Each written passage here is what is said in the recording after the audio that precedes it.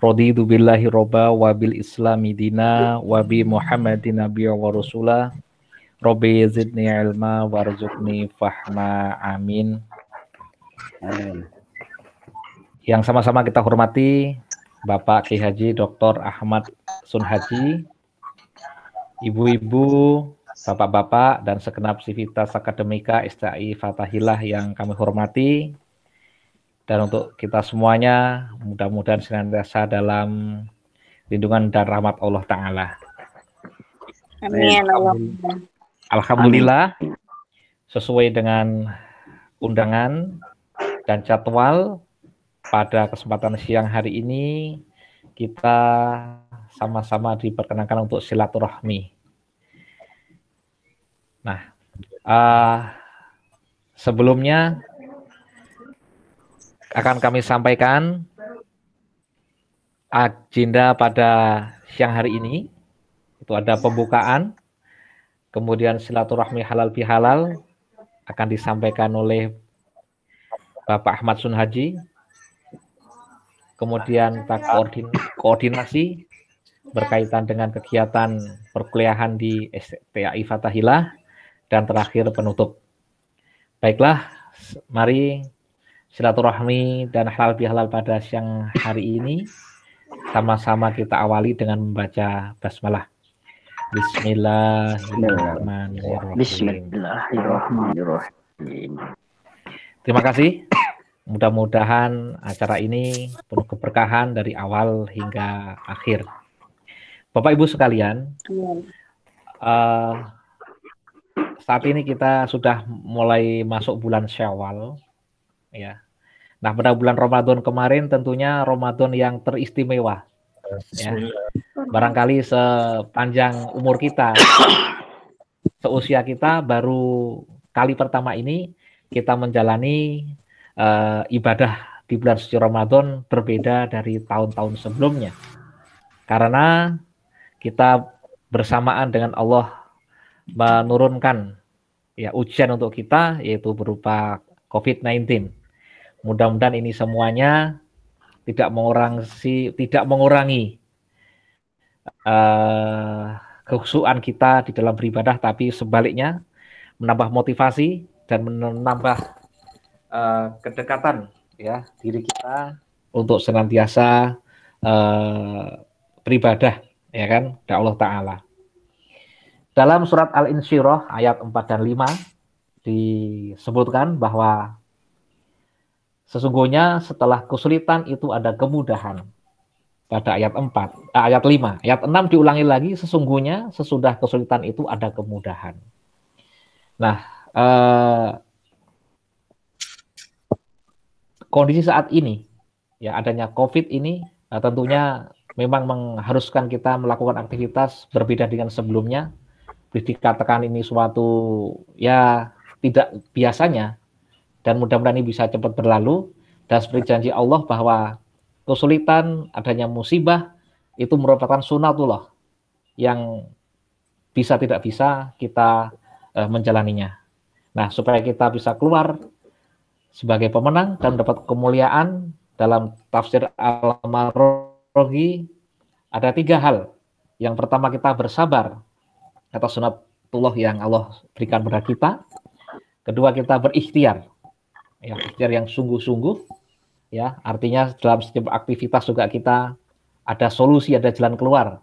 Seperti pada siang hari ini, walaupun kita sudah 1 bulan lebih tidak bertatap muka, tetapi dengan teknologi yang ada, kita bisa dipersatukan, kita bisa dipertemukan dengan meeting dengan Google Meet siang hari ini, salah satu kemudahan-kemudahan. Nah, setelah kita ikhtiar dengan sungguh-sungguh, yang terakhir adalah kita bertawakal kepada Allah. Ya. Jadi kita serahkan sepenuhnya ikhtiar kita, usaha kita, mudah-mudahan Allah memberikan yang terbaik untuk kita. Setelah ada kesulitan ini, ada kemudahan untuk kita semuanya. Nah, barangkali pembukaan dari kami untuk mengawali acara silaturahmi pada kesempatan siang hari ini. Untuk selanjutnya sesi silaturahmi dan halal bihalal, kepada yang terhormat Bapak Ahmad Sunhaji, kami persilahkan.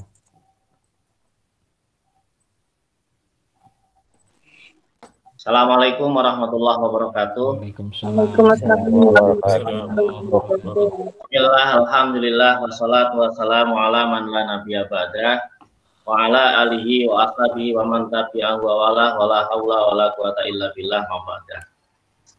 Yang saya hormati para sesepuh, ini ada Pak Haji Ismanto, ada Pak Ismi, ada Pak Munawar, Sawi, para sesepuh ini, para pendahulu yang terus setia dengan STI Fathahilah. Nanti mungkin ada teman-teman yang lain bergabung.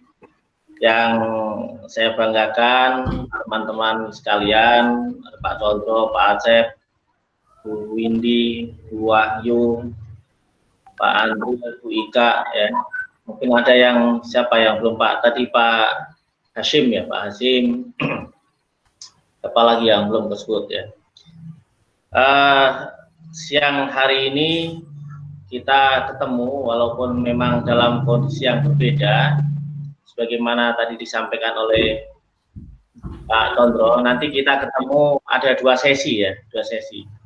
Sesi yang pertama mungkin ya saya ingin menyampaikan beberapa hal terkait dengan halal bihalal ini. Mudah-mudahan nanti ya apa yang tadi disampaikan oleh Pak Condro, kemudian nanti ada sedikit yang ingin saya sampaikan, mudah-mudahan ada manfaatnya. Yang kedua, nanti kita sama-sama sharing. Kita sudah melakukan pembelajaran secara daring dalam jaringan atau online. Nah, nanti mungkin teman-teman bisa ngasih masukan seperti apa pembelajaran yang sudah kita lakukan selama ini. Nah, kemudian ke depan, karena memang beberapa hari terakhir ini kan terus ada rapat terus di lembaga-lembaga pemerintahan yang terkait dengan pendidikan, terutama di pendidikan tinggi kita ini.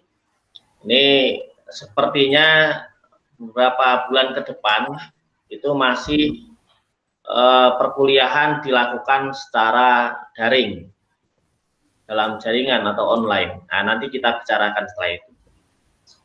Baik, dalam sesi yang pertama mungkin saya tidak panjang lebar karena waktunya supaya efektif ya. Di pertama ini saya atas nama STI Fathahilah, atas nama yayasan, mohon maaf kepada Bapak Ibu. Jadi ya kita berusaha semaksimal mungkin. Ini kemudian apapun yang kita rasakan sampai saat ini memang Fathahilah masih butuh perjuangan kita sama-sama. Jadi pertama saya sampaikan permohonan maaf lahir batin. Taqabbalallahu minna wa minkum taqabbal ya karim. Mudah-mudahan saya yakin amal baik Bapak Ibu untuk pendidikan, untuk generasi ke depan ini adalah bagian yang terbaik dan mudah-mudahan menjadi amal baik yang diterima oleh Allah Subhanahu wa taala. Amin. Terkait dengan halal bihalal ini, ya, ini saya pengen menyampaikan sedikit ya. Jadi kalau bicara halal bihalal kan seringkali itu kita dihadapkan dengan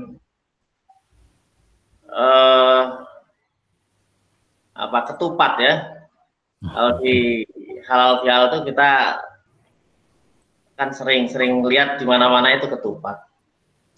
Barangkali kita bisa mengambil satu nilai filosofi lah dari ketupat itu. Jadi ketupat itu kalau di Bapak Ibu melihat itu kan ada beberapa hal ya. Kalau dipandang dari pandangan di depan itu, nah ini kan ada anyaman-anyaman itu ya. walaupun isinya nanti juga macam-macam juga. Tapi yang saya ingin sampaikan begini Bapak Ibu, bahwa ketupat sebagai lambang dari Hari Raya Idul Fitri ini kan hampir di seluruh wilayah Indonesia ini menggunakan ya, bahkan di beberapa negara seperti Malaysia, Brunei, Singapura itu menggunakan simbol ketupat juga. Jadi kalau ketupat ini bungkusnya kan dari daun kelapa atau sering kita sebut dengan janur, atau di beberapa daerah itu menggunakan daun palma yang lain ya. Atau misalnya di daerah Sulawesi itu ada yang menggunakan daun lontar atau daun siwalan, yang kemudian dianyam. Dari anyaman itu kemudian bisa terisi dengan isi gas. Nah ini Bapak Ibu mungkin banyak membaca tentang filosofi ketupat. Nah, kalau tentang filosofi ini yang tergantung bagaimana kita melihatnya, dari sisi yang mana ya. Pertama, kalau melihatnya begini, ketupat yang dibungkus itu,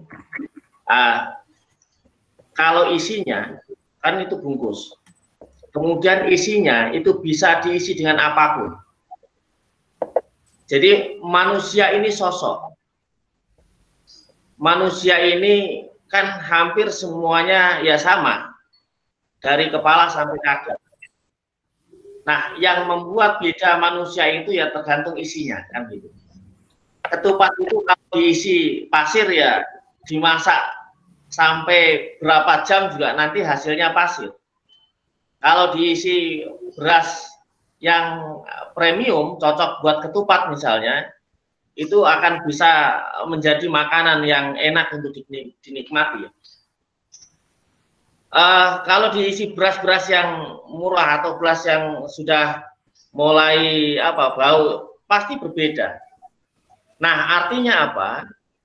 Kita di lembaga pendidikan ini tentunya kita sudah sama-sama sepakat ya, kita sudah sama-sama sepakat bahwa kita adalah bagian dari orang yang kemudian dipilih oleh Allah untuk membagi isi itu kepada ketupat-ketupat yang ada di mahasiswa kita. Nah, apakah kemudian isi yang kita sampaikan itu seperti apa, itu akan mempengaruhi kehidupan mereka. Ini maka di halal bihalal ini barangkali kita bisa melihat filosofi ketupat itu supaya kita menambah keikhlasan. Kalau Imam Ghazali itu menyampaikan begini, memang kedudukan guru, dosen ini kan guru juga ya. Kedudukan guru itu melebihi mulianya orang tua. Kenapa? Karena guru itu tidak hanya membimbing secara lahiriah, tapi sungguhnya guru itu membimbing, termasuk dosen ya, membimbing ruhani supaya dia menjadi pribadi-pribadi yang bermanfaat bagi dirinya maupun lingkungannya semakin dekat dengan Allah Subhanahu wa Ta'ala. Maka kedudukan guru yang seperti ini itu lebih mulia daripada orang tua, menurut Imam Ghazali seperti itu. Tapi kalau guru yang hanya sebagai orang yang memberikan ajanah keilmuan tanpa menyentuh bagian-bagian dari keikhlasan hati, menurut Imam Ghazali itu sekedar sebagai teman diskusi, kata Imam Ghazali begitu, sehingga tidak punya hak memiliki kedudukan yang di atas orang tua tadi. Nah, oleh karena itulah pada kesempatan kali ini ya kita meningkatkan keikhlasan kita. Ya walaupun saya sudah melihat kita sama-sama di Fathahilah itu, apalagi para sesepuh tadi ya, perjuangan yang ikhlas luar biasa.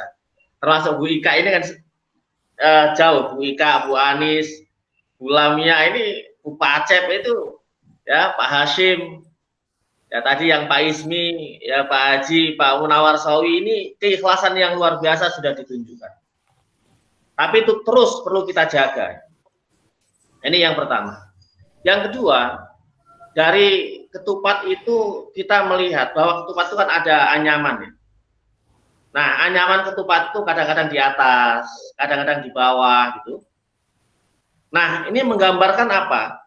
Bahwa kehidupan manusia itu memang tidak selamanya susah. Nggak ada orang dari lahir sampai meninggal itu susah terus, nggak ada. Ada saatnya dia berbahagia. Maka bahagia itu tidak selalu bertempat di tempat orang-orang yang punya harta.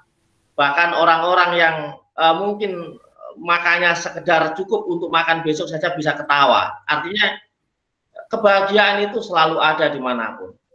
Nah, bahagia dan susah, di senang dan susah, suka dan cita ini selalu datang dan pergi dalam kehidupan kemanusiaan itu. Namun di dalam filosofi ketupat ini kemudian kita bisa melihat ketika dia di atas maupun dia di bawah, tetap dia dalam kondisi kenceng supaya dia bisa menerima isi, dan isinya tadi tidak keluar kemana-mana, baik dia di atas maupun di bawah, dia tetap harus kencang. Inilah kemudian yang disampaikan di dalam bahasa agama itu, dalam kondisi apapun orang Islam itu selalu beruntung, karena di saat dia senang, bahagia, bisa bersyukur, dia di saat susah, ya, ketika bukan suka, ketika duka pun dia bisa bersabar misalnya itu. Nah, dua hal ini yang kemudian menjadi keutamaan-keutamaan yang bisa kita lihat dari ketupat itu. Kalau mungkin Bapak Ibu bisa melihat misalnya ada itu di surat Ali Imran ayat ke-140 misalnya, itu bahasanya kan iyam saskum korhum faqad masal qauma korhum mithluh wa tilkal ayyamu nudawiluha bainan nas wal ya'lamallahu alladziina amanu wa yattakhidha minkum syuhada wallahu la yuhibbudz zalimin. Ini kejadian di perang Uhud, ya. Jadi jika kamu mendapatkan luka, maka sesungguhnya orang kafir itu pun juga mendapatkan luka yang serupa. Ini pada saat itu ceritanya kan orang-orang Muslim yang kalah di perang Uhud, kemudian ya namanya manusia sempat ada yang mengeluh. Kemudian disampaikan bahwa kalau kamu berjuang demi Allah mengeluh, apakah orang-orang yang berjuang untuk menentang Allah juga tidak mengeluh misalnya? Contoh misalnya yang gampang begini. Kalau orang-orang yang berjuang di dalam agama Allah misalnya seperti kita ini yang ada di kampus ini, dengan penuh perjuangan, apakah orang yang misalnya menikmati kehidupannya di tempat-tempat naik klub misalnya, apakah mereka selalu bahagia? Mereka juga untuk mendapatkan minuman yang ingin dinikmati minumannya, terkadang harus membayar mahal. Bahkan mereka orang-orang yang jahat itu, ketika misalnya para penyebar narkoba misalnya, dia tidak hanya berlawanan dengan polisi, dia harus berlawanan dengan sama geng, dia harus mempertahankan itu semua. Sesungguhnya orang-orang yang di jalan Allah itu memang harus berjuang, harus melakukan banyak hal, tetapi orang yang melakukan penentangan kepada Allah itu juga melakukan perjuangan yang bahkan lebih berat sesungguhnya. Tapi kan kadang-kadang kita tidak melihat dari sisi itu tersebut. Kemudian disampaikan, ini apa? Watil ayyamu nudawiluha bainan nas. Dan yang demikian itulah yang pada masa kejayaan dan kehancuran, pada masa di atas di bawah tadi, ketupat tadi, ketika mendapatkan suka ataupun duka, ketika bahagia ataupun ketika sengsara misalnya itu kami pergilirkan di antara manusia. Jadi itu selalu ada, menjadi giliran-giliran itu. Nah, maka filosofi ketupat ini perlu kita rasakan, bahwa ketupat ketika ada di atas dan ketika dia ada di bawah dia harus tetap kenceng terus supaya dia bisa menghasilkan ketupat yang bagus dan tidak bocor. Nah, kira-kira seperti itu. Kemudian dari naik turunnya ketupat tadi yang anyaman-anyaman itu, di situ kan memperlihatkan apa sebuah kerumitan hidup. Jadi hidup itu memang rumit.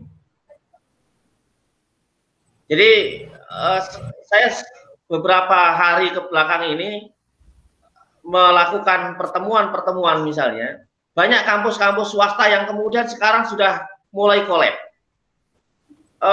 Barangkali nanti bisa kita bicarakan bersama bagaimana supaya kita tetap bertahan untuk ini. Jadi ketika kerumitan ini muncul, dari ketupat itu yang kemudian bisa kita ambil satu pelajaran adalah ada sinergitas. Sinergi itu dalam bahasa agama itu ada tawazun, keseimbangan. Keseimbangan itu dalam bahasa teknik itu misalnya tadi sinergi, kalau gambarannya misalnya jam analog yang punya jarum 3, ada jarum detik, jarum menit, dan jarum jam. Yang namanya sinergi masing-masing melakukan fungsinya sesuai fungsi. Jadi jarum jam tidak boleh balapan dengan jarum detik. Dia harus memfungsikan diri sebagai jarum jam. Jarum detik tidak boleh balapan dengan jarum menit misalnya. Maka kalau misalnya itu saling berbalapan, pasti tidak mendapatkan jam yang bagus. Atau sama-sama berhenti juga tidak mendapatkan jam yang bagus. Maka tawazun atau sinergi ini menjadi bagian terpenting dalam kehidupan kita berorganisasi ini. Nah, nanti munculnya tawazun di situ memang kita perlu ada misalnya ada saling tolong menolong, kemudian ta'awun, kemudian nanti misalnya saling membantu, ya kita sama-sama seperti itu supaya kita semakin kuat ke depan. Saya kira itu bagian untuk yang awal ini. Jadi kita melihatlah bagaimana filosofi ketupat, mudah-mudahan ada manfaatnya dan menjadi penyemangat kita bekerja ke depan ini. Makasih, saya tutup dulu, nanti kemudian kita diskusi tentang pembelajaran depan. Assalamualaikum warahmatullahi wabarakatuh. Waalaikumsalam warahmatullahi wabarakatuh. Terima kasih Bapak Sun Haji atas petuah-petuahnya ya. Jadi mengenai filosofi